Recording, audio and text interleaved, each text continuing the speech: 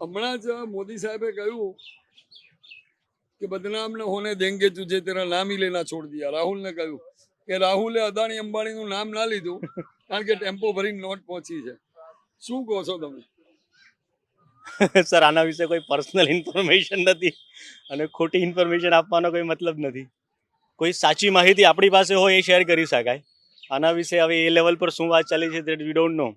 તો એ મોદી કમેન્ટ સાહેબ બોલે છે તો એ સાચું હોઈ શકે ને.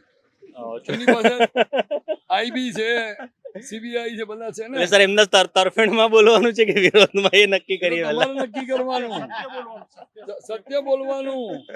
તો પછી એટલે સર ખરેખર માહિતી નથી. એ જે તમે વાત કરી રહ્યા છો મને કોઈ માહિતી નથી. હમણાંથી જ પેપરમાં તમામ મીડિયામાં અને ગુજરાત સમાચારની હેડલાઇન 2 દિવસ પહેલા હતું કે ટેમ્પો ભરીને પૈસા અદાણી અંબાણીએ રાહુલ ગાંધીને મોકલ્યા છે. બરાબર. એટલે હવે સભાઓમાં એ એના વિરોધમાં નથી નથી બોલતા. બરાબર છે. બરાબર.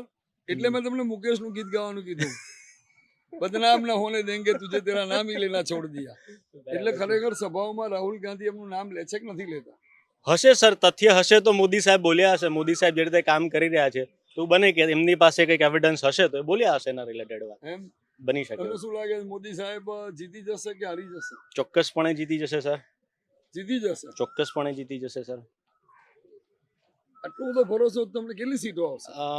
સર એના આંકડાઓ તો નથી ખબર મને, પણ જે રીતે પબ્લિકનો માહોલ ને એવું છે એ પ્રમાણે એવું લાગે ચોક્કસપણે આવશે જ એમ. ગુજરાતમાં કેટલી સીટો આવશે? ગુજરાતમાં તો સંપૂર્ણ પૂરેપૂરી 25 માંથી 25 25 માંથી 25 પૂરી આવી શકે. અને કેન્દ્રમાં 2 તો જીતી જ ગયા છે ઓલરેડી. વિધાઉટ રમ્યા વગર જીતી ગયા છે તો પછી તો કેન્દ્રમાં પણ આવશે 350 પ્લસ.